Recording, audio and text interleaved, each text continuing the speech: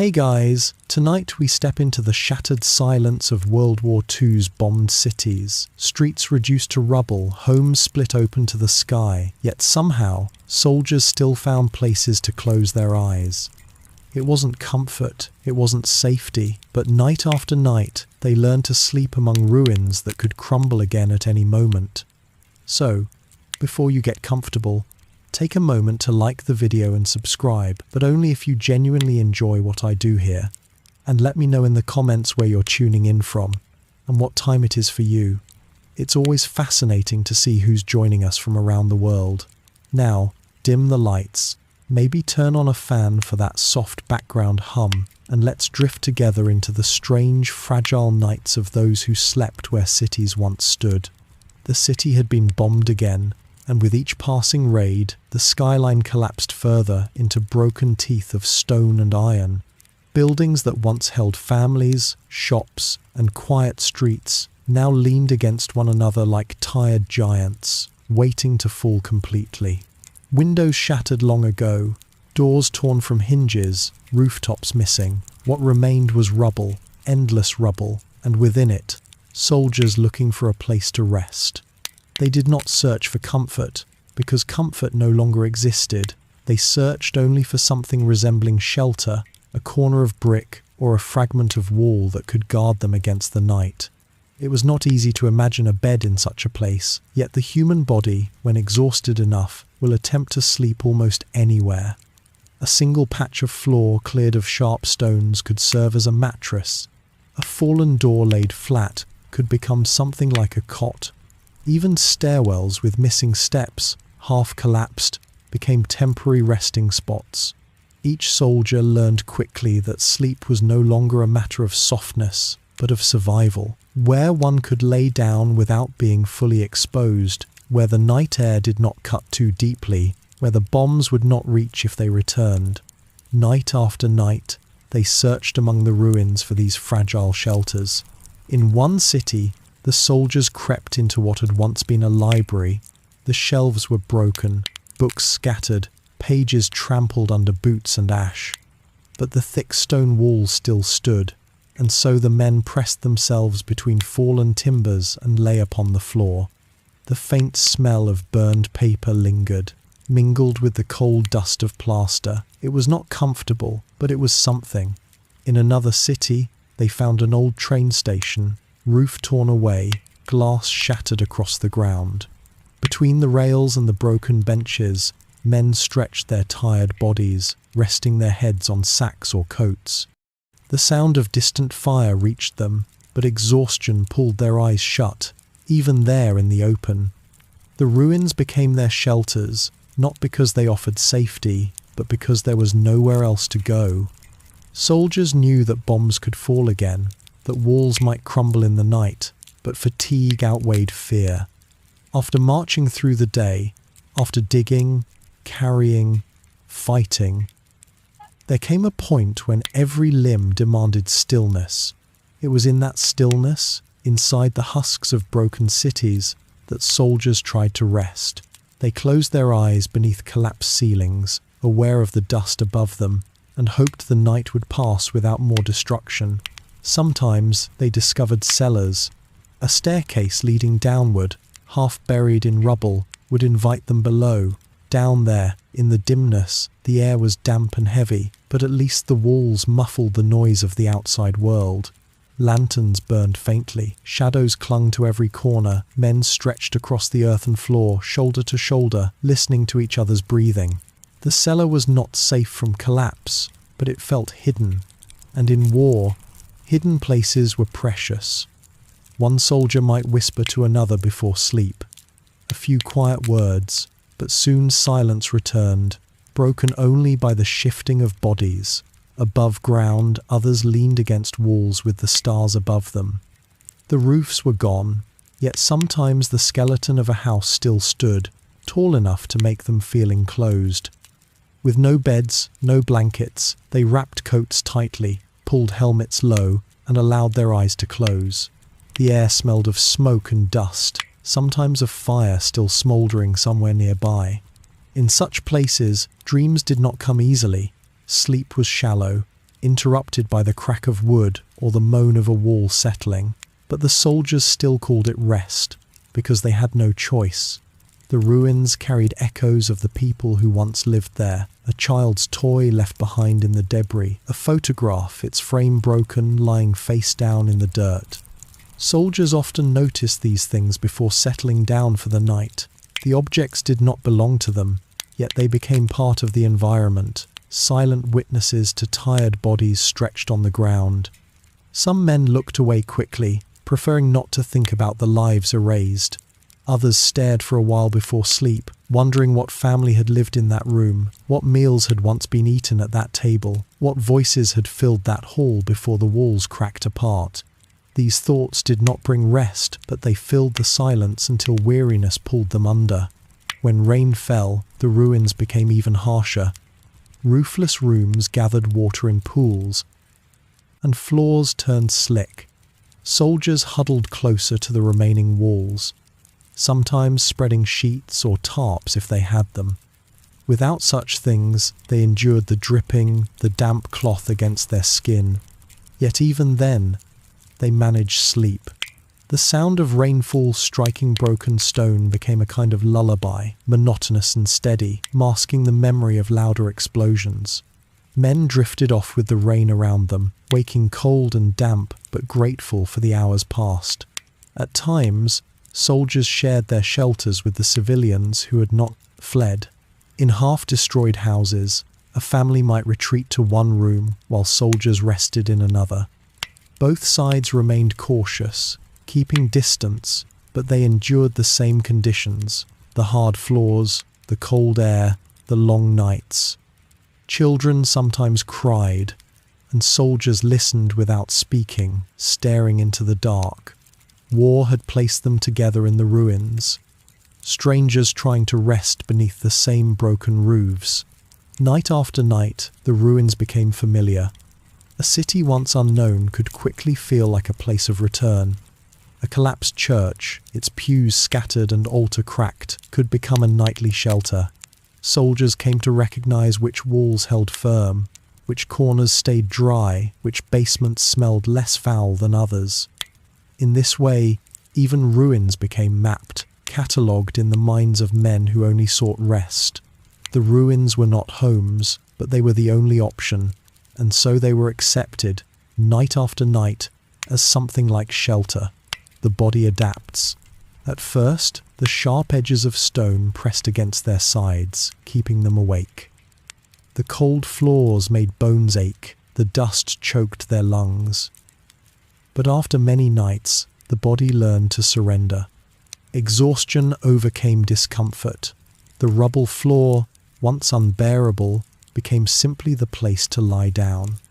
Soldiers learned to position helmets beneath their heads, to fold arms beneath faces, to curl into themselves against the cold. They became, in time, able to sleep almost anywhere among the ruins. The ruins stood silent around them, each wall leaning, each beam broken, each window empty. The moonlight cast long shadows across shattered streets. In those shadows, soldiers lay still, chasing what little sleep they could. Their breaths rose and fell, shallow and heavy, merging with the night air. For a few hours, though the war continued, though bombs might come again, they slept. The ruins, for all their destruction, held them through the night. And when the morning light crept over the rubble, the NTD-5, soldiers stirred slowly, pulling themselves upright. Stiff limbs, dusty uniforms, tired eyes. They left behind their makeshift shelters, stepping once more into the ruined streets. The ruins did not keep them, but they remained, waiting for the next night, when once again the soldiers would return to sleep among them. The day's march ended with tired feet and aching backs, but the night did not bring peace. For soldiers wandering through the bombed cities of war, evening meant the beginning of another search. They were not looking for victory, nor for food, nor for conversation. They searched only for rest, yet rest was not given easily. It had to be discovered, hidden somewhere in the shadows of collapsed streets, in the remains of houses that no longer stood whole, in the corners that seemed less dangerous than the others. Every night began the same way, a slow, quiet search for a place to lie down, if only for a few hours. The ruins stretched wide, and at first glance they looked the same. Stone upon stone, broken bricks, scattered wood, dust hanging in the air. But the soldiers learned to see differences. A doorway still standing meant a possible shelter. A stairwell half broken might still lead to a cellar. A pile of debris could shield them from the wind. Each detail mattered. They looked carefully, scanning the emptiness, imagining where the next few hours of sleep could be carved from destruction. The search was endless, because each night was new. The place used yesterday might now be gone, crushed by another raid. What felt safe once could collapse the next evening, so the search repeated, over and over, without guarantee of success. Sometimes the soldiers walked together, sometimes alone. The group moved slowly through streets that were no longer streets, their boots crunching glass and fragments. The search was quiet. They spoke little, saving their voices, saving their energy. A nod, a gesture toward a doorway, a glance at a cellar, entrance that was enough. The silence made the search heavier, but it also kept them aware. In silence, they could hear the distant echo of guns or the crack of shifting beams. Silence told them whether a building was truly still or if it groaned, ready to collapse. The search often led them inside the shells of houses. Once, families had lived in these rooms. Soldiers now stepped across collapsed ceilings, careful of nails jutting from beams, looking for a flat spot large enough to rest. A corner without glass, a wall that did not sway in the wind. They dragged aside broken chairs, lifted planks of wood, cleared away rubble. Sometimes a room could be shaped into a place where a dozen men lay side by side, each with little more than his coat as protection. Other times, a single soldier claimed a niche beneath a staircase, curling into the shadows as if the staircase itself might shield him. Not all nights offered even that much. Some searches ended in disappointment. The ruins were too exposed, the cellars already full, the ground too wet with rain. In those times, soldiers settled for doorways open to the sky, for archways where walls still rose but roofs were gone. The night air entered freely, cold and sharp, but exhaustion weighed heavier than discomfort. They leaned back against the stone, closed their eyes, and tried to ignore the emptiness above. The search did not always succeed, but it never ended, because each night forced them to begin again. There was danger in the search, and the soldiers knew it. Entering half-collapsed buildings meant risking the fall of beams that groaned overhead. Walking through cellars meant trusting staircases that shook with each step. Yet danger was unavoidable. The body required sleep, and so the search pressed on. Men whispered to themselves that a certain wall would hold, that the ceiling would not fall tonight, that the staircase had one more night of strength. Such thoughts were not certainty, only fragile hope, but they were enough to allow tired legs to step inside. The search was not just physical, it was also within the mind. Soldiers carried memories of softer beds, of familiar rooms, of blankets and warmth. These memories came uninvited, especially during the search, when eyes scanned rubble for something resembling shelter. They remembered their own homes, the smell of wood or the sound of rain on a whole roof. Those memories made the ruins harder to accept, but also gave them something to measure against. This endless search was not for comfort. They knew that comfort was gone, but for the smallest reminder of what it once felt like. A flat surface, a sheltered corner, a place where dreams might last an hour before the next alarm pulled them awake. In some cities, the soldiers discovered stairwells leading down to basements. These basements became highly sought after. They provided walls on every side, a roof of earth and stone above. The air was damp and heavy, but the darkness wrapped around them like a blanket. The search often ended here, but not always peacefully. Sometimes basements filled quickly, and latecomers found no space. Arguments whispered in the dark, men pushing for a corner, for even a stretch of ground wide enough for their shoulders. The The search continued above ground for those left without room. And so, even within the ruins, scarcity followed them. Civilians searching for rest joined the soldiers at times. Families who had not fled shared the same ruins, carrying their own fear, their own exhaustion. The search became a silent crossing of paths, soldiers stepping over toys left behind, civilians stepping around rifles leaned against walls. No words were exchanged, only glances. The ruins were wide enough for all, but never wide enough for comfort. Each person carried the same need to sleep somewhere, somehow, and so the search belonged to everyone. There were nights when the search stretched long, when hours passed before a place was found. During these nights, soldiers felt the weight of fatigue pressing harder with each step. Legs moved slower, eyes half closed. Yet still they searched. The mind drifted, imagining any corner as a possible bed. Sometimes the soldiers stopped and sat in the street itself, too tired to continue. But even then, after a moment's pause, the search resumed, because lying in the open felt too exposed. The body begged for rest, but the mind urged forward, seeking even the smallest shelter. When at last a place was found, the search ended not with triumph, but with relief. A wall to lean against, a stairwell to curl into, a cellar to descend. The soldiers laid themselves down without words, the silence of exhaustion louder than any speech. They shifted their bodies into the space, each man forming himself around the uneven ground. The search was over for the night, but they knew it would begin again tomorrow. The ruins would never stay the same. What sheltered them tonight might be gone by dawn, destroyed by fire or by bomb. The search was endless, and so each night was only a pause in a greater journey. The soldiers understood this. They did not expect permanence. They did not even expect comfort. They expected only the need to search again, the need to walk through the ruins with weary eyes, the need to imagine shelter where none seemed to exist.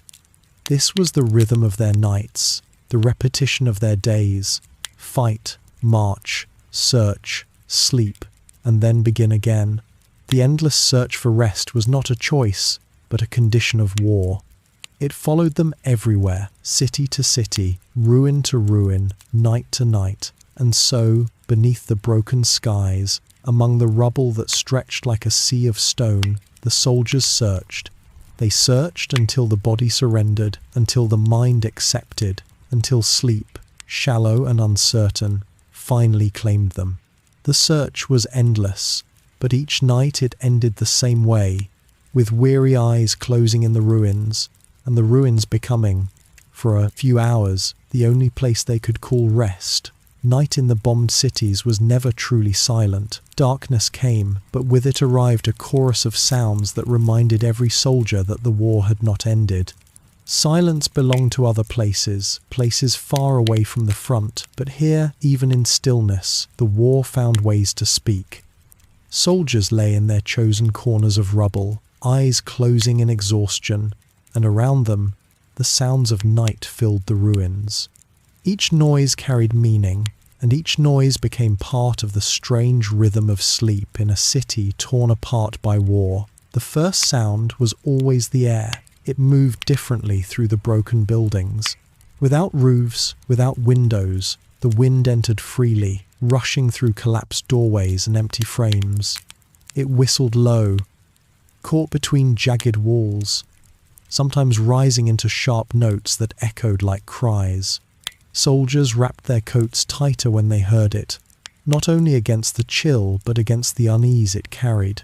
The wind was harmless, but it reminded them of the emptiness surrounding them.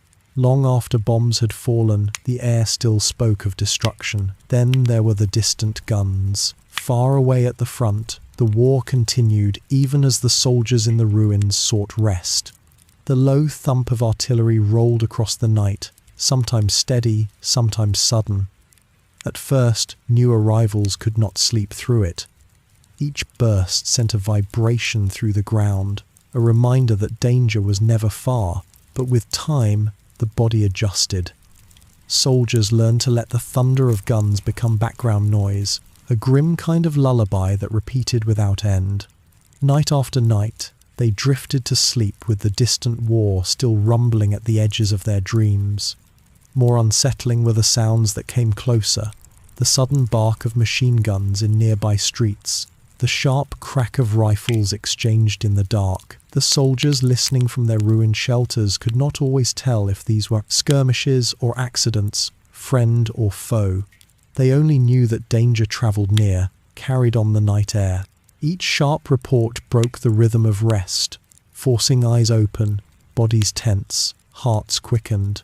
Yet even this became part of the pattern. Soldiers would listen, wait, and when the sounds moved farther away, allow their eyes to close again. Sleep returned slowly, layered with unease, but it returned all the same. The ruins themselves produced their own voices. Buildings weakened by bombs shifted and groaned as the temperature dropped at night. Wooden beams, charred and splintered, creaked under their own weight. Stones settled, glass cracked, plaster crumbled in small showers of dust. These were quiet sounds compared to the war outside, but in the stillness they seemed loud. Soldiers lying half asleep often wondered if the walls around them would hold until morning. Each groan felt like a warning, each crack like a reminder of collapse. Yet the buildings endured, and so did the soldiers, night after night, listening to the ruins sigh around them. Animals, too, moved through the bombed cities. Rats scurried across floors and between stones, their claws scratching faintly. Dogs, left behind or roaming, barked in the distance, their voices echoing in empty streets. Birds startled from nests made cries into the darkness. These sounds were not new to cities, but in wartime they carried different weight. Rats meant food scraps, sometimes a soldier's last piece of bread stolen in the dark. Dogs meant survival instincts, animals living on edge just as men did. Soldiers listened to these creatures, sharing the ruins with them, both seeking to endure the night in their own way. And then there were the air raid sirens. Few sounds in the ruins held as much power as the rising wail of a siren cutting through the dark. The soldiers knew the meaning instantly. Another raid, another wave of destruction. Even if the sirens came from far away, even if the planes passed over, without striking their street, the sound was enough to pull every man from half-sleep into wakefulness. Eyes opened, breaths held, hearts beat faster. Some nights the siren led to explosions, the roar of bombs falling, the crash of buildings giving way. Other nights, nothing followed, and silence returned after the wail faded. Yet the fear remained, because the sound was never empty. It always promised the possibility of ruin. When bombs did fall, the night became chaos. The low hum of engines overhead, the sudden whistle of descent, the eruption of earth and stone breaking apart. Soldiers curled tighter into their shelters, pressing against walls, covering their heads with arms or helmets. Dust filled the air, debris rattled against the ground, and the ruins shook with each impact. Sleep became impossible, yet exhaustion forced men to close their eyes again as soon as the sounds drifted away. In these moments, the night sounds were more than background. They were survival, a test of endurance, a reminder of fragility. After the raids passed, after the guns grew distant again, the ruins returned to quieter noises. The soft breathing of other soldiers, the shifting of bodies against hard ground, the occasional cough or murmur in sleep. These human sounds, though faint, became anchors. A soldier lying in darkness listened to his comrades nearby, and their breathing told him he was not alone. The war might rage beyond the walls, but here, in this corner, others rested beside him. That knowledge carried its own kind of calm, fragile, but enough to drift towards sleep once more. The sounds of war filled dreams too. Even when a soldier finally surrendered to exhaustion, his mind carried the noises into restless sleep. Dreams repeated the whine of bombs, the crack of rifles, the moan of buildings. Sometimes he woke suddenly, unsure if the noise was in his mind or in the world around him. He opened his eyes, stared into the dark, listened. If silence followed, he allowed his eyes to close again, knowing that the sounds would return, either in reality or in dreams. There was no escaping them. Night in the ruins meant listening, always listening. In time, the soldiers learned to treat these sounds differently. What once startled them became familiar. The whistle of wind through broken walls became ordinary. The thump of distant guns became background. Even the sirens lost some of their sharpness, though never entirely. Adaptation was not comfort, but necessity. To survive in the ruins, the soldiers had to accept the endless night sounds, to let them pass through without breaking the fragile thread of rest. This acceptance allowed them to sleep in places where sleep seemed impossible, surrounded by reminders of danger, held in the grip of unease. And so, night after night, the sounds of war formed the atmosphere of rest. The soldiers lay upon stone and rubble, listening as the world spoke around them. Each crack, each echo, each wail was part of the rhythm of survival. Sleep came not because the sounds stopped, but because the body demanded it despite them. In the end, the nightly sounds of war became as constant as the ruins themselves, shaping the fragile hours of rest in bombed cities, and reminding every soldier that even in the quiet, the war was never truly silent. The nights inside the ruins were not only filled with sounds, but also with the steady weight of cold. Stone held the chill of the evening and released it slowly as soldiers lay upon it. Floors that once felt solid beneath footsteps now became beds, and those beds were merciless. A soldier could lie down, his body heavy with exhaustion, but the cold of the stone crept steadily upward, pressing against his bones. Thin uniforms offered little protection, and blankets, if they had any, were often ragged or too few to cover entirely. Night after night, the cold floor was the only mattress, and thin blankets were the only shield. The body responded quickly to such conditions. Soldiers shifted restlessly, trying to find a position that lifted them from the ground. They curled tightly, knees drawn to chest, arms wrapped around themselves, as if the smaller they became, the less of them the cold could reach.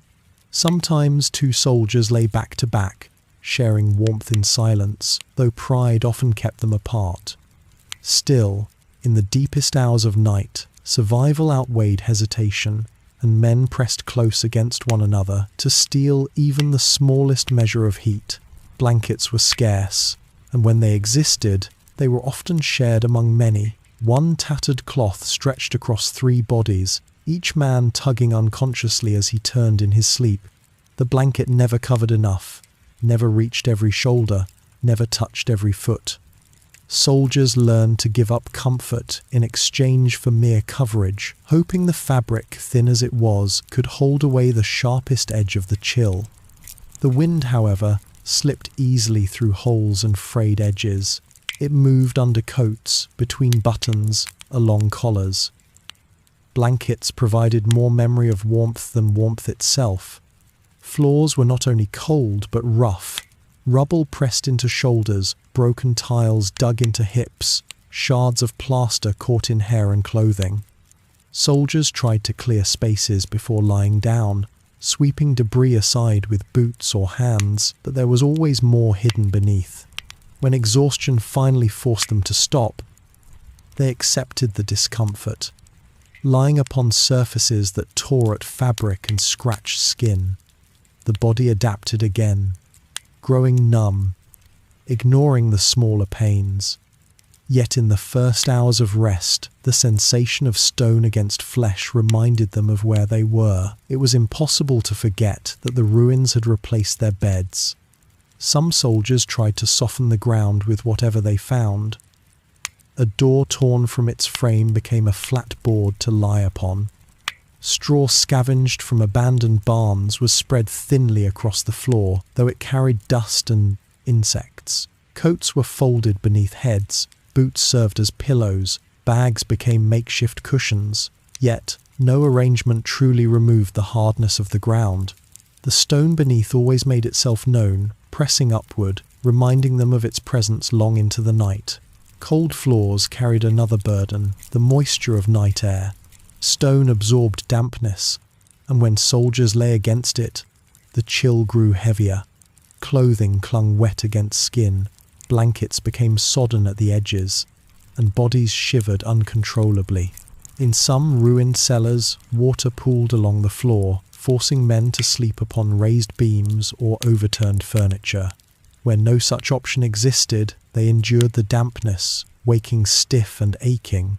The endless war outside was harsh, but the cold within the ruins was its own quiet enemy.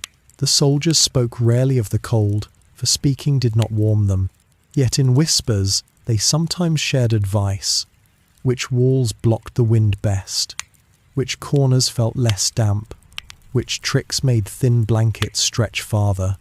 One might tell another to stuff paper beneath his shirt, another to wrap rags around boots, another to sleep close to the wall where the air was slightly stiller. These were small measures, never enough to bring comfort, but enough to survive another night. Fire was rarely an option. To light flames in the ruins was to reveal location, to draw attention, to risk bombardment. The soldiers knew this and resisted the urge to build warmth openly.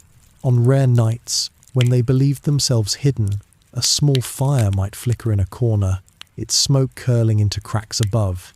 Around such a fire, men pressed their hands, faces glowing faintly in the dim light, but as soon as danger felt near, the fire was extinguished and the cold reclaimed its place. Blankets returned to their thin task, and the floors continued to hold their icy grip. The memory of real beds haunted them more deeply on these nights. A mattress, a blanket thick enough to hold warmth, a pillow beneath the head, such things belonged to another life, almost another world. Soldiers remembered the weight of heavy quilts, the creak of familiar bed springs, the soft warmth of home fires. These memories arrived uninvited, especially when the cold pressed hardest, making the stone feel sharper and the blanket feel thinner. They knew they would not return to such comfort soon, but the mind could not help recalling what it once had. Sleep, when it came, carried those memories into dreams, fragile reminders of another existence. There were nights when soldiers woke shivering, teeth clattering in the silence. Blankets had slipped away, or the cold had grown heavier as the hours passed. They pulled fabric tighter, pressed closer to walls, or shifted against one another for warmth. The body resisted, but eventually exhaustion reclaimed it, forcing eyes shut even as shivers continued. Sleep was never deep on such nights, but it was enough to restore the strength needed for another day. Survival depended not on comfort but on endurance, and so endurance became the only goal.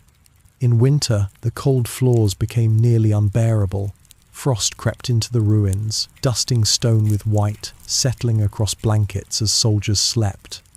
Breath froze in the air, forming clouds above their faces. Boots stiffened, uniforms grew rigid with ice, blankets hardened where dampness had touched them. Soldiers wrapped every piece of fabric they owned around themselves, layering coats, scarves, gloves, even rags. Yet still the cold pressed through. Some nights they awoke, unable to feel their fingers, their toes, yet still they lay upon those same floors, because there was nowhere else to go. The ruins gave no mercy, but they gave shelter, and shelter was all that could be asked. Despite the harshness, the soldiers learned small habits to make the nights pass. They folded arms across chests, crossed legs to preserve heat, buried faces into sleeves. They avoided, stretching out fully, knowing that compact positions held warmth longer. They wrapped heads in scarves or hoods, leaving only eyes and noses exposed.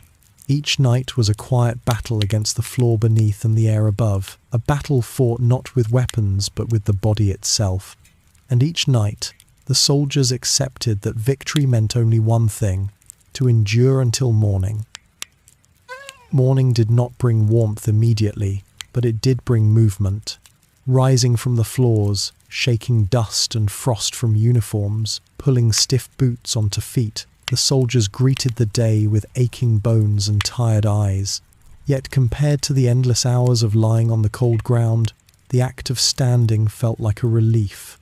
The sun, when it broke through clouds or smoke, offered at least a promise that the night had ended.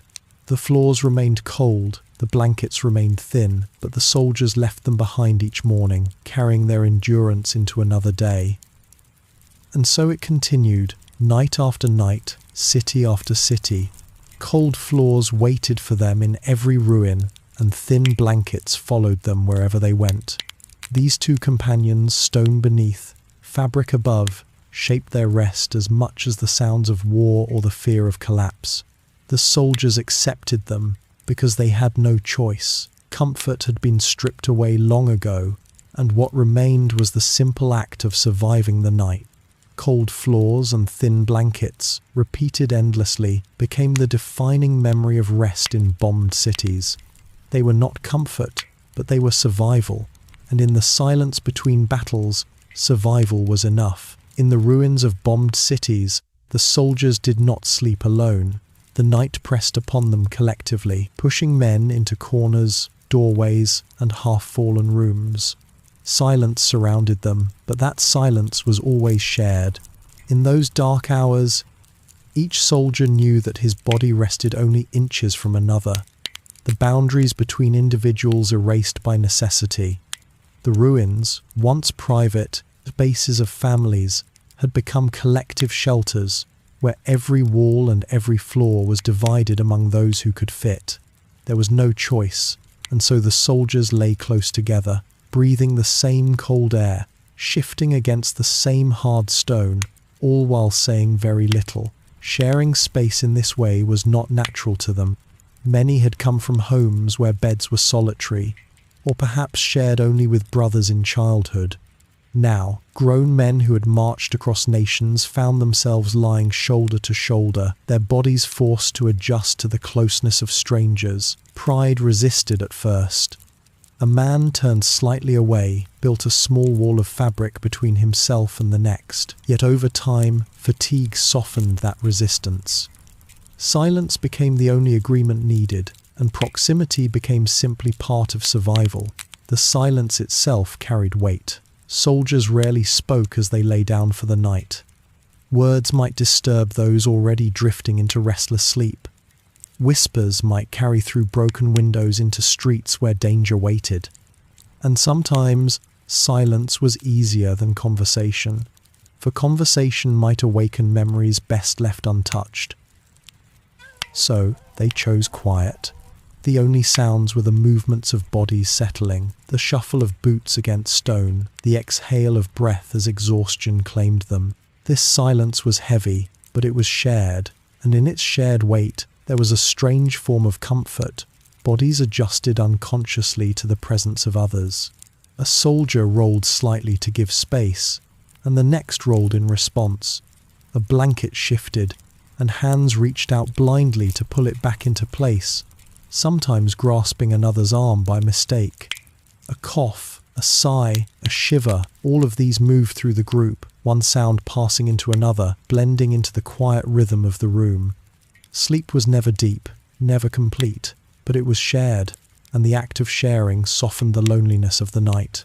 The ruins themselves shaped how space was shared. In wide rooms, soldiers arranged themselves in long rows, boots at one end, heads at the other, bodies aligned like shadows.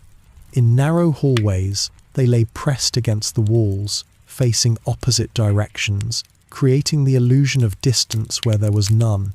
In collapsed basements, they huddled together on raised debris, their forms overlapping as they balanced upon limited ground. Wherever there was shelter, however incomplete, they filled it together, each body adjusting to the shape of the ruin, each ruin adjusting to the shape of the group. Blankets, scarce as they were, became communal objects in these spaces. A single cloth stretched across several men, each tugging at corners as they shifted in sleep. No one received enough coverage, but no one was left entirely uncovered. Thin fabric, full of holes and stains, gained a new value when spread across many shoulders. To share a blanket was to accept the compromise of discomfort for the faint promise of warmth. Silence held the arrangement together, no one spoke of who had more or less, for to speak was to disturb what balance there was. Some soldiers, in these shared silences, found comfort in the mere presence of others. The closeness reminded them that they were not abandoned, not alone in the ruins of broken cities. The warmth of another's body, faint though it was, carried with it a reassurance stronger than any words. In the darkest hours, when the cold pressed hardest and dreams turned uneasy, the awareness of another breathing nearby steadied them. They did not admit this aloud, for soldiers were taught to value strength, not vulnerability. But the silence allowed such truths to exist without words. Others found the closeness more difficult, the sound of another's breath, the occasional twitch of a leg, the shifting weight of bodies beside them, all of this disturbed, fragile sleep. For these men, the silence was tense rather than soothing, and they longed for distance they could not have. Yet even they adapted, because necessity demanded it. The ruins offered no privacy, and so they learned to close their eyes and accept the nearness of others. Over time, even discomfort became familiar, and familiarity, in its own way, became tolerable. The silence was not always complete. In the first hours of night, whispers sometimes passed between men, a joke spoken softly, a memory shared quietly, a thought released into the darkness. These moments broke the stillness but never shattered it. The voices were low, the words short, as if too much sound might draw attention. When exhaustion finally silenced them, the whispers ended, leaving only the soft rhythm of breathing. Such fragments of speech carried significance. They reminded the men that behind every still body was a mind struggling with the same burdens, a spirit enduring the same long night. There were times when soldiers fell asleep mid-conversation, their words trailing into silence without conclusion. Others listened until even listening faded, the voices dissolving into the steady hum of rest. In the morning, those fragments were rarely remembered, and if they were not repeated. The ruins held those words like secrets, allowing them to exist only in the dark hours of shared space. The closeness of these nights also created unspoken understandings. Soldiers learned not to move too much, not to disturb those beside them. They learned to breathe steadily, to turn slowly, to tug gently at shared blankets. They learned to exist together in silence, a collective rhythm shaped by necessity. Each man adjusted his body to the presence of others, and in doing so, created a fragile harmony. It was not comfort, not peace, but it was survival, and survival was enough. The silence itself became almost a language. A cough might mean one man struggled with the cold, a shuffle might mean another sought more room, a sigh might reveal relief, or sorrow, or simply fatigue. These sounds were not spoken words, yet they carried meaning, and those who shared the space understood them. Over time, the silence grew familiar, less oppressive. It became part of the nightly ritual, as constant as the stone beneath them and the thin blankets above. When morning came, the silence broke, not with words, but with movement. Soldiers rose slowly, shaking dust from uniforms, folding blankets that no longer held warmth. They did not speak immediately, for speech felt unnecessary after so many hours of quiet. Instead, they shared glances, brief nods, small acknowledgements of another night endured. The silence carried into the daylight, a reminder that survival was not only an act of the body but also of the group. Night after night, in city after city, the pattern repeated. Soldiers entered ruins, lay upon cold floors, pulled thin blankets across shared bodies, and allowed silence to settle over them. They became accustomed to the presence of others. The nearness of strangers turned companions. The silence, once heavy, grew softer with time, until it became as much a part of their rest as the air they breathed. In the ruins of bombed cities, sharing space in silence became not only necessity but habit, a rhythm of war that lasted as long as the nights themselves. In the ruins of cities where nothing remained familiar, the soldiers still found themselves guided by patterns. Each day carried its own chaos, but each night unfolded in much the same way. The search for a corner, the gathering of blankets, the careful laying out of boots beside weary bodies, these actions repeated endlessly until they became routine.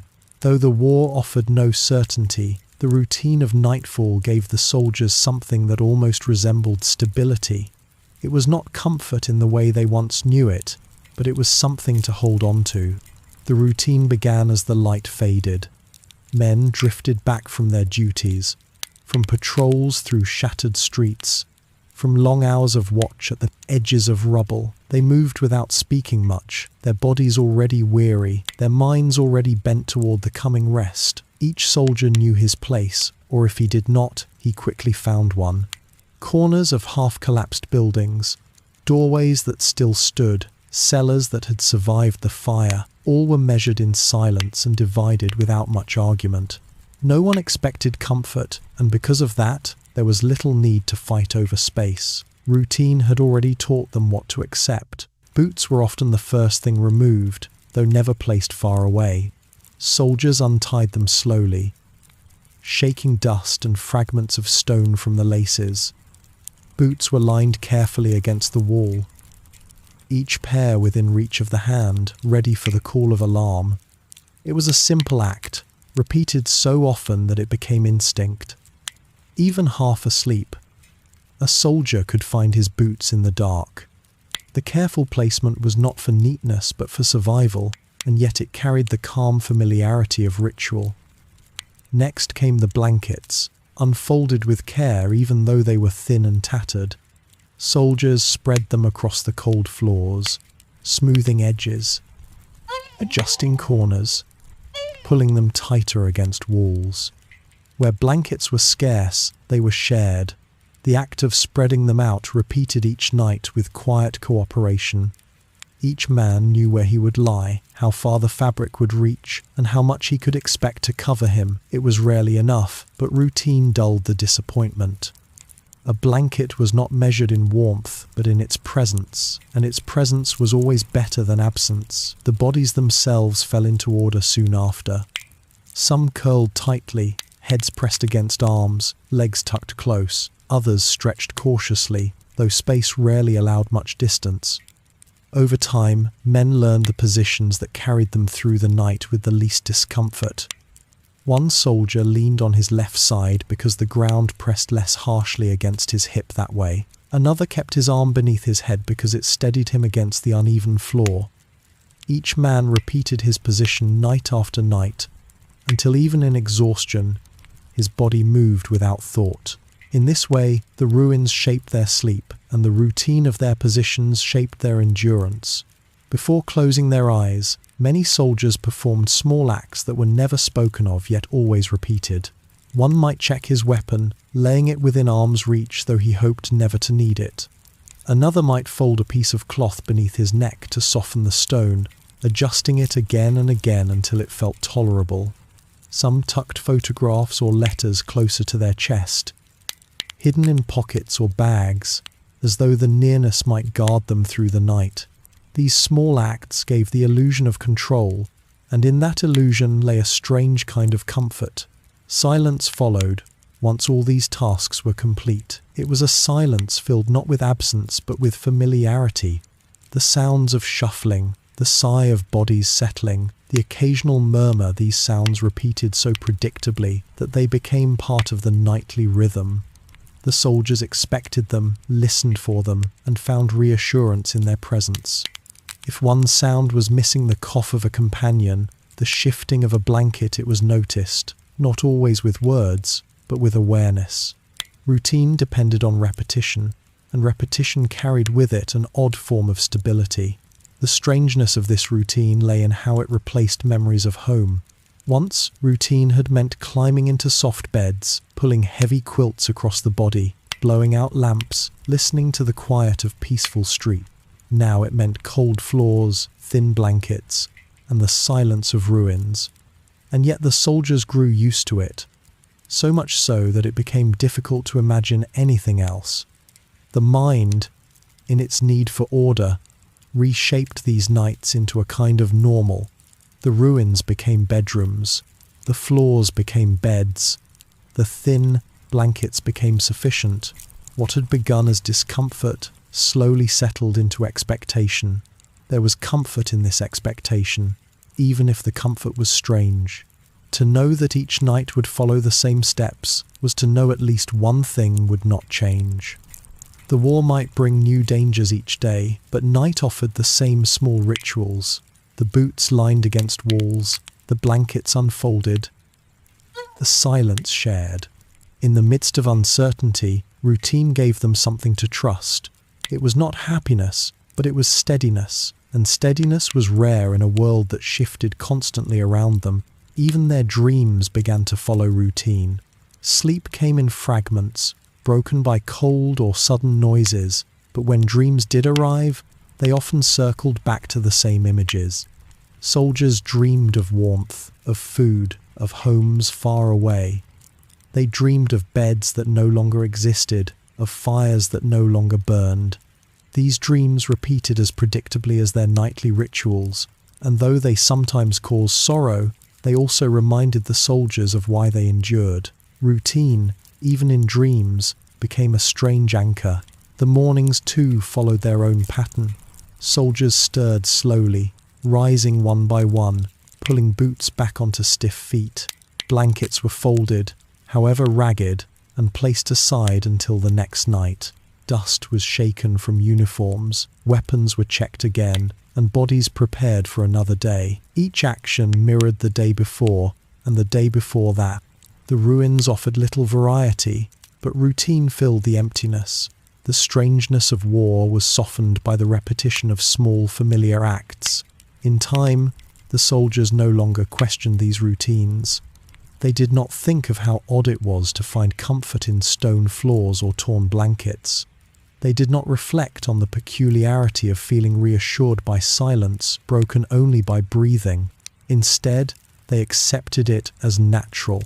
The strangeness of routine faded, leaving only the comfort of it.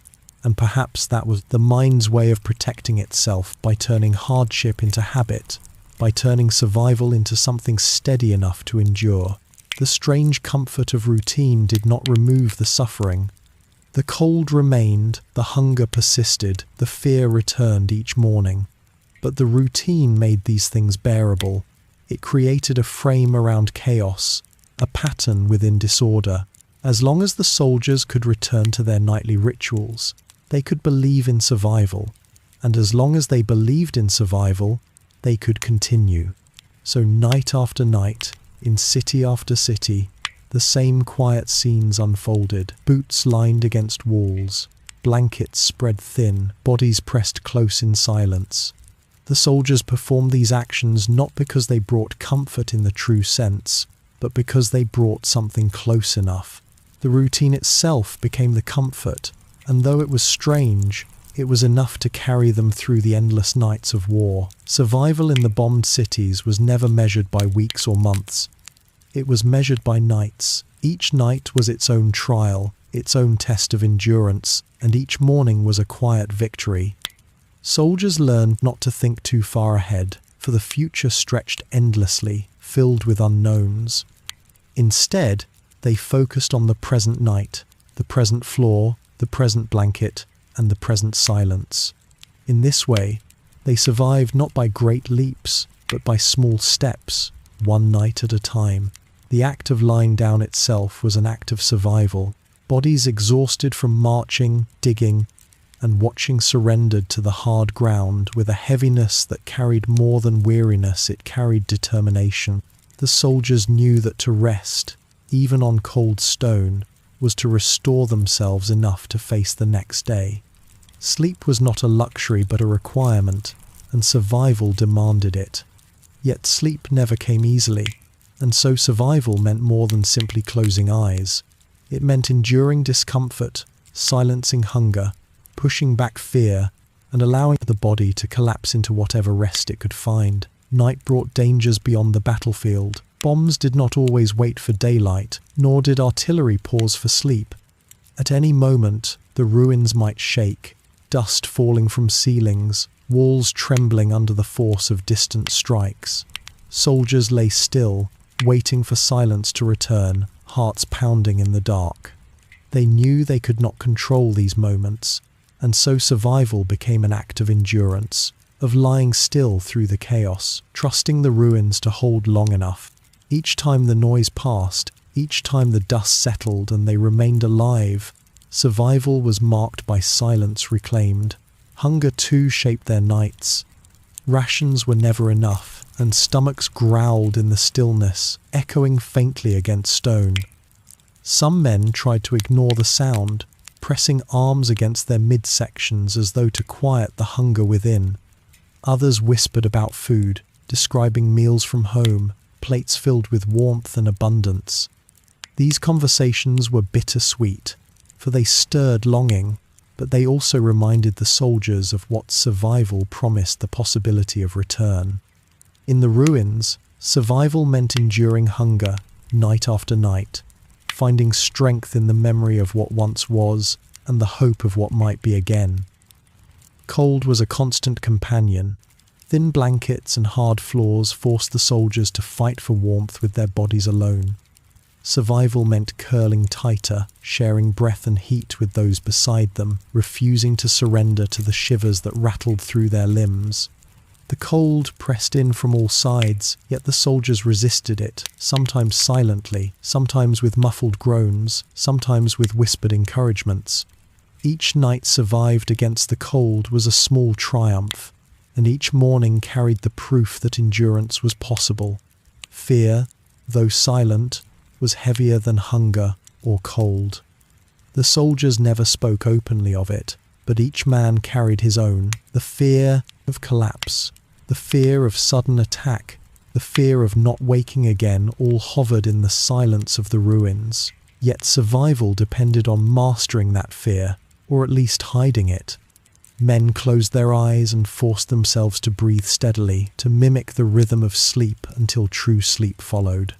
In doing so, they taught themselves to endure the fear, to live alongside it without surrendering. Fear became part of the nightly ritual, and survival meant accepting it without letting it break them.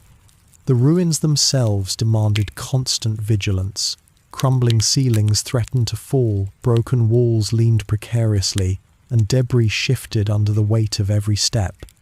Yet the soldiers chose these ruins because they provided shelter, however fragile. Survival meant trusting the very structures that threatened them, lying beneath beams and rafters with the hope that they would hold another night. Each morning spent beneath the same roof was a reminder that the gamble had paid off, at least for now. Time moved differently in the nights. Minutes stretched, hours felt unending, and yet dawn always arrived. Soldiers marked the passage of time, not with clocks, but with sensations. The fading of footsteps outside, the settling of dust after distant blasts, the rhythm of breathing in the silence. Night was endured in fragments, small moments strung together until morning. Survival was not a single act, but a series of decisions made quietly in the dark, each one carrying them closer to the light of day. The soldiers rarely spoke of survival as they lived it. To speak of it was to acknowledge its fragility, and so they remained silent, but their actions told the truth. The way they folded their coats beneath their heads, the way they tucked their boots within reach, the way they pressed closer to one another when the cold grew sharp, all of it revealed their determination. These acts were small, almost invisible, but together they formed the pattern of survival. Morning, when it came, did not erase the struggles of the night, but it confirmed their endurance. Soldiers rose stiffly from the floor, shaking dust from their uniforms, pulling blankets aside. They blinked against the light, stretched aching limbs, and prepared themselves for another day. The relief was never spoken, but it was felt in the way men moved, in the way they glanced briefly at one another, acknowledging silently that they had survived once more. The pattern repeated endlessly, night after night. Survival was never guaranteed, but it was pursued with quiet determination. Each night brought its own difficulties: cold, hunger, fear, noise.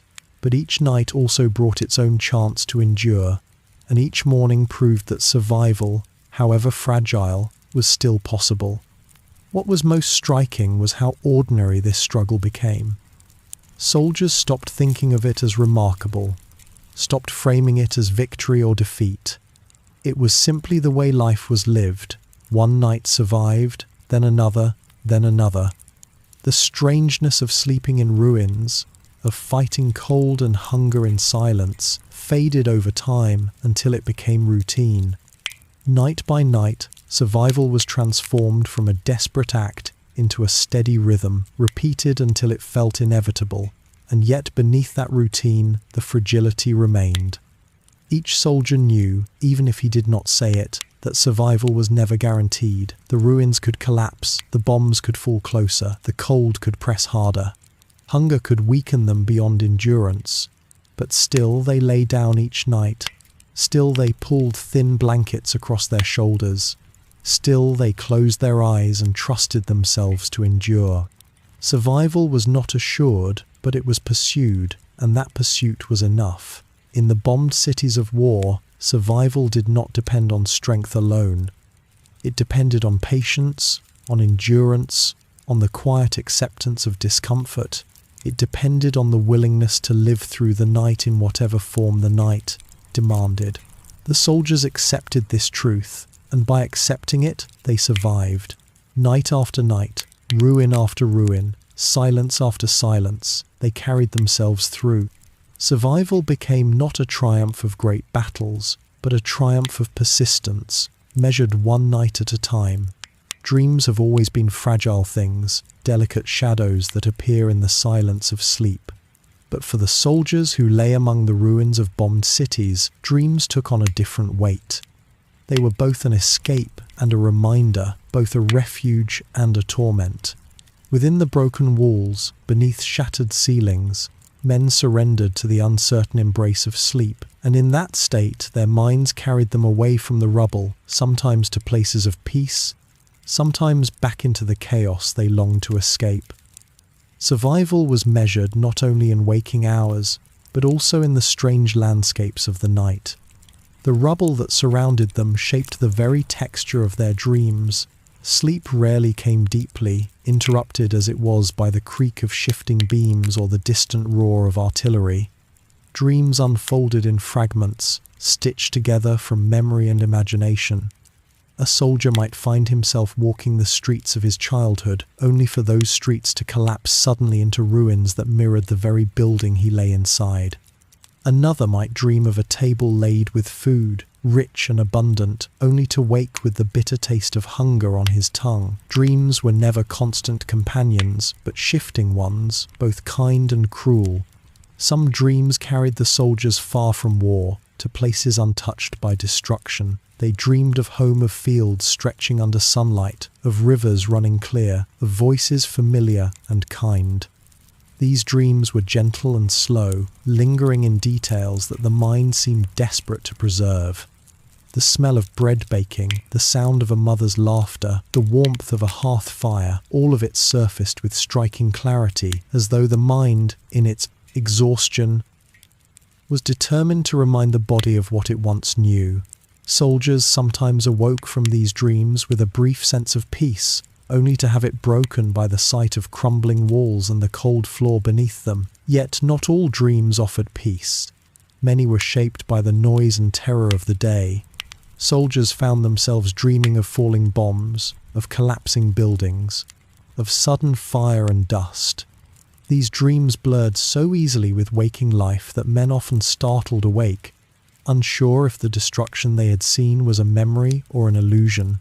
The mind replayed the sounds of sirens, the cries of the wounded, the thunder of distant guns. In these dreams, the war followed them into the only place left unguarded, the quiet recesses of their minds.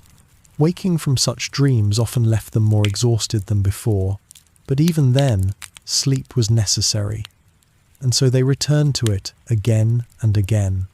There were also dreams of longing, of desires unspoken. Soldiers dreamed of loved ones, of wives and sweethearts, of children waiting far away. In their dreams, conversations unfolded that could not happen in life. Words of comfort were exchanged, promises of return were made, and the ache of distance was eased if only for a short time. Such dreams left a lingering ache upon waking.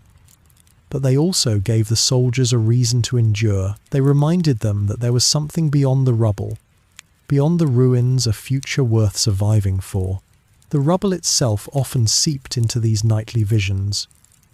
Dreams blurred with reality, and men imagined ceilings collapsing, bricks tumbling, shadows moving in corners.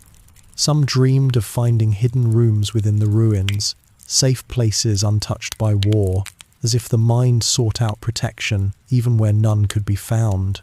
Others dreamed of endless wandering through broken streets, searching for shelter that never appeared. The rubble became not only the setting of their waking life, but the stage of their unconscious mind, a presence that refused to release them even in sleep. Despite the harshness of their reality, dreams provided a strange form of resilience. Soldiers spoke rarely of them, but when they did, there was a quiet recognition that dreams carried them through the night. A dream of food might ease the ache of hunger, even if briefly. A dream of home might soften the weight of fear.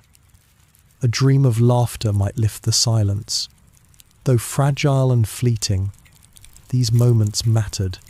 They offered something the ruins could not, a glimpse of life beyond survival. For some soldiers, dreams became routines of their own. They learned to expect certain visions, to anticipate their return. A man might know that each night he would see the same street, the same house, the same doorway he longed to step through.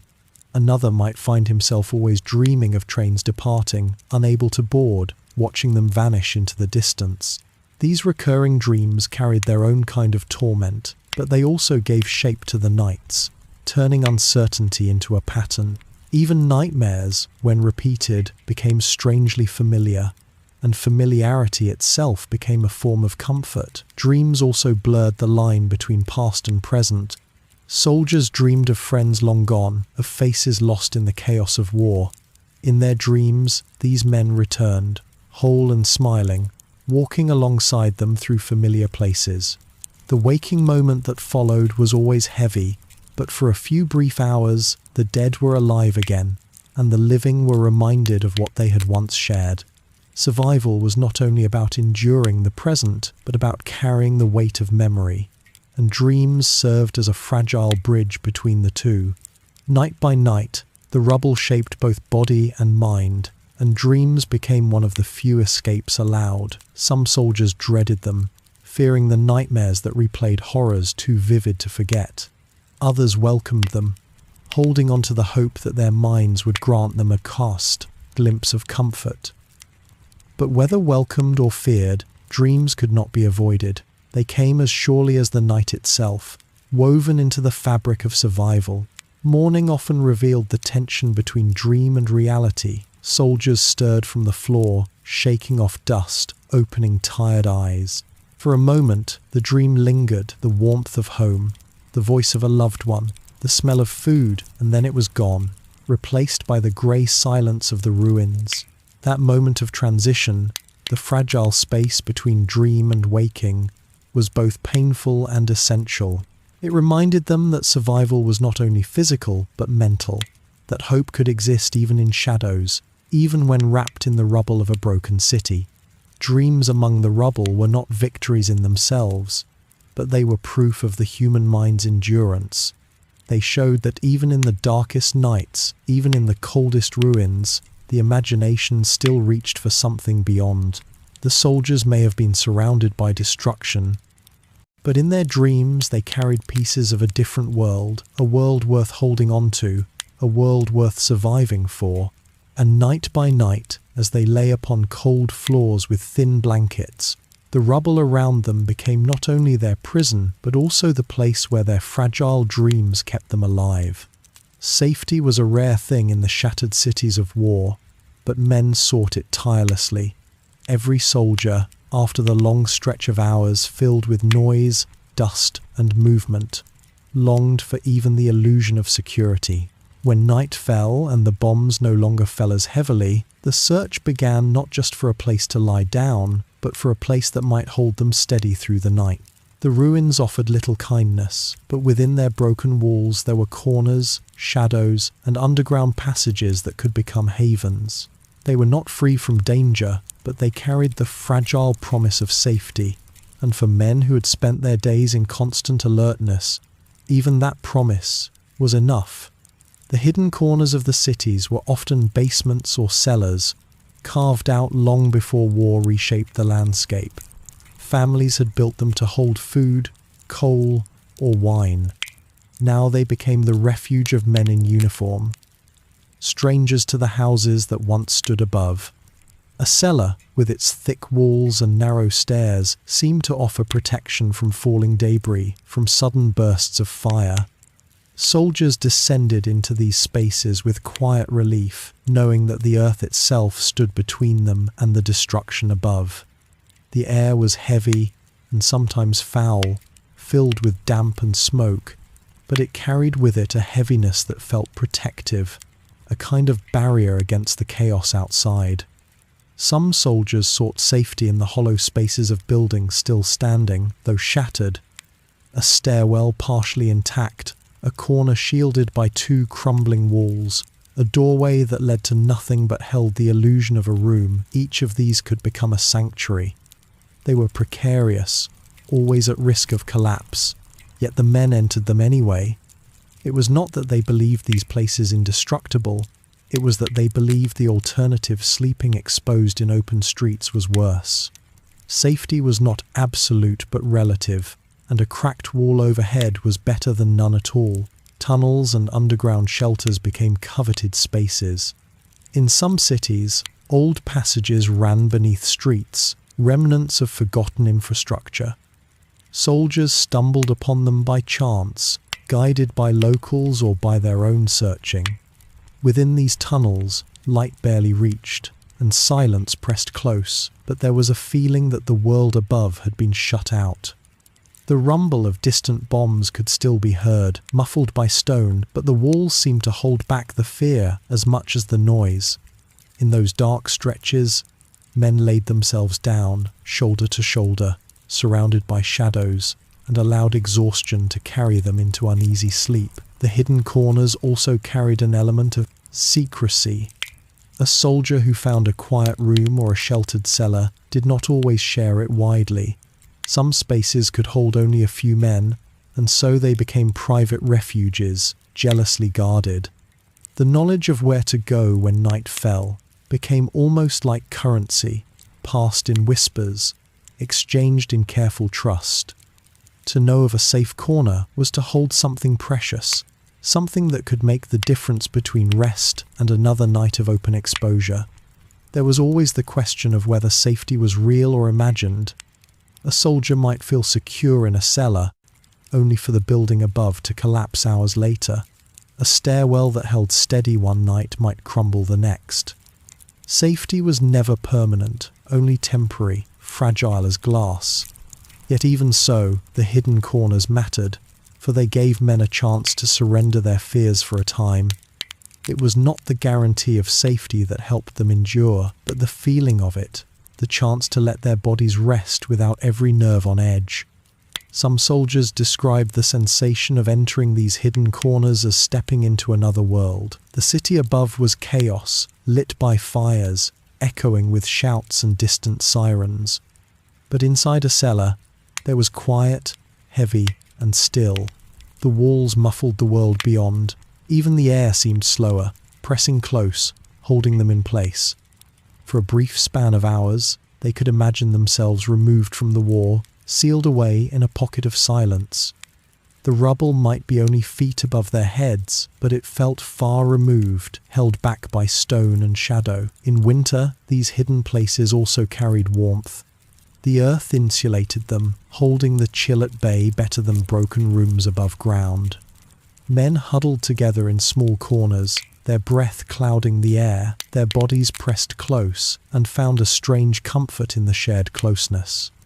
The floor might still be cold, but the walls seemed to shield them from the worst of the wind. Even in silence, even in darkness, there was not a sense of community, of being enclosed together in something that, if not safe, was at least survivable. Not all corners were kind. Some were damp, filled with stagnant water. Others carried the stench of death, the remnants of those who had not survived. Soldiers sometimes lay in these places anyway, too tired to search further, too weary to keep moving. The mind could make even the harshest place feel safer than the open streets, and so they endured the smell, the damp, the darkness. They closed their eyes and told themselves that the walls were strong enough to last the night. Safety in these ruins was always relative, but its importance cannot be overstated. It was not about finding the strongest walls or the deepest cellars. It was about the human need to believe, if only for a few hours, that the night would pass without catastrophe. The hidden corners provided that belief. They offered spaces where men could let go of vigilance, where the constant scanning of the skies and listening for sirens could be set aside.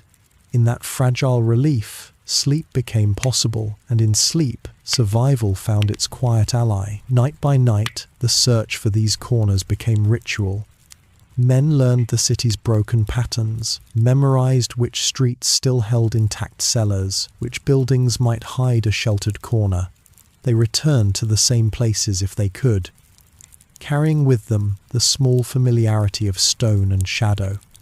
To find the same corner again was to feel a thread of continuity, a fragile routine in a world that had lost its patterns. These corners, hidden and fragile, became part of the soldiers' nights as much as the dust, the silence, and the dreams. In the end, safety was not something they found, but something they created out of ruins. A broken stairwell became a fortress, a cellar became a sanctuary, a shadowed corner became a resting place. These hidden spaces were not marked on maps, not recorded in plans. They existed only in memory, only in the footsteps of those who sought them out, night after night. And though they could never hold back the full weight of war, they offered what was needed most in those hours of darkness. A fragile, fleeting sense of safety, enough to let men close their eyes and surrender, if only for a little while, to the night.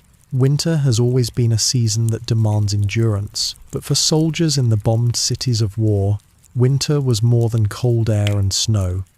It was a wait, a long and unbroken stretch of hours where the night seemed endless. Darkness arrived early, lingered late, and within that darkness the cold pressed close to the body, slipping beneath uniforms and into bones. To survive a winter night in ruins was not simply to rest, it was to confront silence, frost, and exhaustion all at once, and to do so without certainty that morning would come unchanged. The ruins carried their own kind of chill, one that made the nights stretch longer than the days, one that reminded soldiers with every breath that comfort was a distant memory. The winter winds travelled easily through shattered walls. Where once windows had stood, there were only empty frames or jagged glass, and the air entered freely. It curled through corridors, whistled across open rooms, and settled into the corners where men tried to sleep. Soldiers wrapped themselves in thin blankets or greatcoats, layering what little cloth they had, but the cold did not yield. It seeped into fingers, stiffened joints, and left breaths hanging in the air as pale clouds. Every exhalation became visible, a small sign of life in the frozen stillness of night. The air itself seemed heavier, pressing down with a chill that made even the act of lying still a test of endurance. Floors that had been cold in autumn became nearly unbearable in winter. Stone, already unyielding, turned icy. Wooden planks held frost, and dust mixed with snow that drifted through broken ceilings. Men laid themselves down upon these surfaces, sometimes spreading whatever scraps they had, an old piece of cloth, straw scavenged from the streets, or pages torn from books left behind. These thin layers did little, but they created the illusion of separation between body and ground. In the stillness of the night, when movement ceased and the body cooled, even that illusion mattered. Fires could rarely be risked. Smoke drew attention, and light could betray a position. The glow of a flame was a danger in cities where watchful eyes and distant aircraft scanned the dark. so the soldiers denied themselves warmth, even when the frost gnawed at their skin. In the silence of cellars and the shadows of ruined rooms, they huddled together instead. Dozens of men crowded into narrow spaces, shoulders pressed against one another, breath mingling in the air. Body heat became a shield, and silence became a necessity. They did not speak much, for the effort wasted energy, and words turned quickly to mist in the frozen dark. Instead, they endured together, bound by shared discomfort and the quiet knowledge that each night was another step in survival. Winter changed the rhythm of sleep. The nights were longer, stretching out in hours that seemed unending. Soldiers lay awake for much of it, turning in place, trying to find moments of rest in the discomfort. They dozed lightly, waking often to shift stiff limbs or rub life back into numb hands. Dreams came less easily in the cold, replaced by half-conscious drifting, where the mind hovered between wakefulness and sleep. Time blurred, and men lost sense of whether minutes or hours had passed. The night felt eternal, as if morning might never come, as if darkness itself had taken root in the ruins. The sound of winter nights was different too. The air seemed to carry noise more sharply, every distant blast or crumbling wall echoing longer through the frozen streets. Yet at the same time there was a deep hush, a quiet born of snow settling over ruins. Snow softened the jagged lines of broken buildings, muffled footsteps, and blanketed the wreckage in pale stillness. Soldiers lay within this silence, listening to the faint drip of melting ice, the groan of shifting beams, the faraway howl of wind through skeletal streets. The quiet was both comforting and unsettling. Comforting because it dulled the chaos, unsettling because it left too much room for the mind to wander. Hunger was sharper in the cold. The body burned more energy to stay warm, and yet food was scarce. Soldiers dreamed of hot meals, of steaming bowls of soup, of bread fresh from the oven. In reality, they chewed on dry rations, hard biscuits, or whatever scraps could be scavenged. Cold turned every hunger pang into something deeper, as though the emptiness reached not only the stomach but the bones themselves. Some men went to sleep shivering from more than just frost. They were worn thin, stretched between hunger and exhaustion, trying to imagine warmth that was not there. The long winter nights were also a test of patience. In daylight, men could distract themselves with movement, with tasks, with the routines of survival. At night, stillness forced them to confront their thoughts. They remembered home, wondered about loved ones, questioned how many more nights might pass before the war ended. The darkness stretched out endlessly, and within it, time seemed to lose its edges. Some soldiers counted the hours, marking them in their minds with each distant sound. Others surrendered to the blur, letting the nights swallow their sense of minutes and days alike. Despite the harshness, there were moments of strange beauty. Snowflakes drifted silently through broken ceilings, settling on the shoulders of sleeping men. Moonlight reflected off frozen rubble, casting pale light into rooms otherwise consumed by shadow. The silence of snow, the softness of its fall, contrasted with the violence that had destroyed the city. For a few fleeting moments, the ruins seemed less harsh, as though the world itself was offering a fragile reminder that not all was chaos. Men noticed these moments in passing, storing them quietly in memory, even as they shivered and pulled their coats tighter. Routine carried them through these nights, as it always did.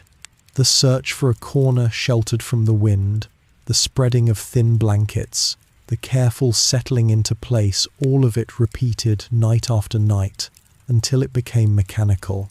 Soldiers did not hope for warmth, they expected the cold.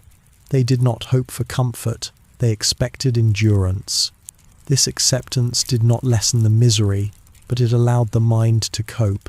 By turning hardship into routine, they gave shape to nights that might otherwise have felt unbearable. Morning arrived slowly in winter.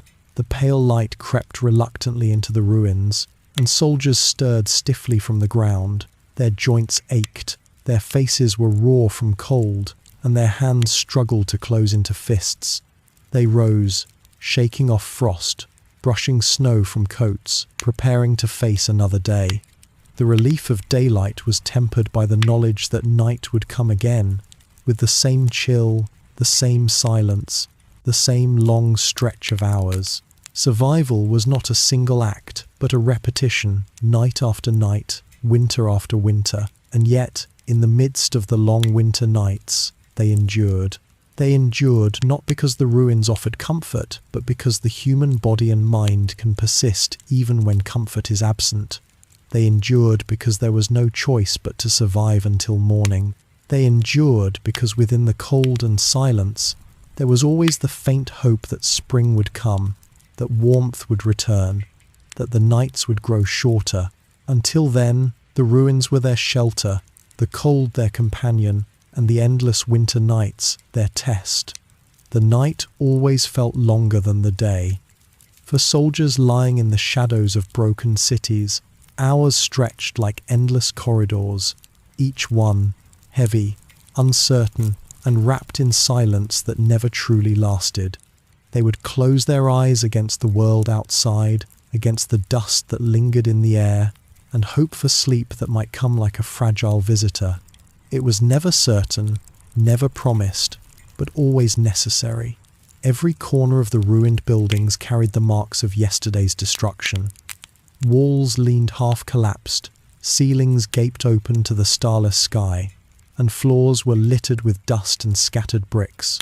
Yet in these wrecked places, men would lay down, letting their weary bodies surrender to whatever rest they could manage. A broken window became a frame for the moonlight. A pile of rubble became a bed. A thin blanket became the only shield between them and the chill of the night. They accepted it, because acceptance was easier than fighting against it. Outside, the city was never fully still. In the distance, one could hear the faint roll of artillery, muffled but unending, like thunder that had forgotten how to fade. Sometimes the sound was close, a sharp crack or the sudden rush of collapsing stone. Other times, it was a low hum, almost blending into the rhythm of their breathing. Sleep came, not despite the noise, but through it, as though their minds had learned to cradle the sounds and reshape them into a kind of background. The chaos became part of the night itself, and the soldiers drifted in and out of uneasy slumber, caught between rest and vigilance. Morning was always uncertain, no one could predict what it would bring. But night carried its own strange pattern, and with time, the soldiers had learned it. They knew the hours when silence was more likely, when enemy fire slowed, when the cold reached its sharpest bite.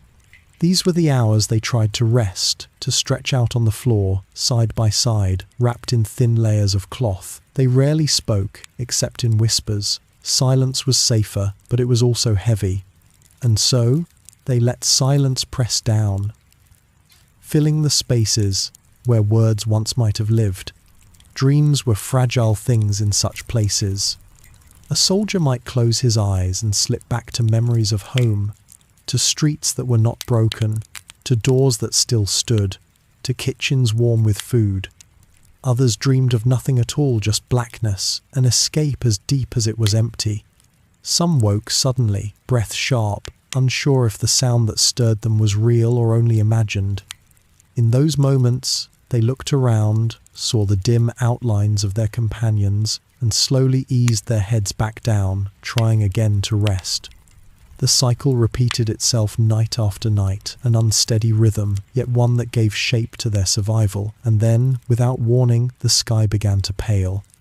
The darkest hours always passed slower, but morning still came, even when it was unwelcome. A thin light crept into the ruins, painting the jagged walls in shades of grey. The world outside returned with it, the shuffle of boots, the low voices of command, the sounds of others stirring from their uneasy dreams. Morning was not peace, but it was a kind of relief. It meant they had made it through another night, another stretch of hours that could easily have taken them away. For some, morning was a reminder of exhaustion. Their bodies ached from the cold floor, their eyes heavy with half sleep. Yet they rose because they had to. The routine was unbroken. There was no choice but to stand, to prepare, to face whatever the new day might bring. For others, morning carried a strange gratitude. They breathed in the air, thin and sharp, and knew they were still alive. That was enough, at least for now. The ruins themselves seemed to shift with the light. What looked like safe shelter in the dark revealed its fragility under dawn. Cracks were deeper than they had appeared. Walls leaned more precariously. The space that had felt hidden suddenly felt exposed. But still, the soldiers would leave behind their night's corner, knowing they would return to it again when the sun set, repeating the pattern that had become their way of life. Each morning carried traces of the night before. Dust clung to their clothes. Cold lingered in their bones. The faint echoes of dreams, both kind and cruel, followed them into waking hours. Yet they moved forward, step by step, because the night was over. That was enough to begin again. For the soldiers who survived in bombed cities, the fading of night into morning was never dramatic. It was quiet, steady, almost ordinary. But in that ordinariness was something profound. The fact that they could close their eyes, even in ruins, even under the shadow of war, and then open them again to a new day that itself was survival. And so the pattern continued, night after night, morning after morning, each one a reminder that rest was fragile but essential, that life endured even among rubble, and that morning always came, no matter how long the night had felt. Now, as you listen, you might picture those broken cities, the dim glow of dawn, and the slow rise of tired figures ready to face another day. Let the thought settle. Let it carry you toward your own rest. Because just as their night faded into morning, so too will yours. Good night.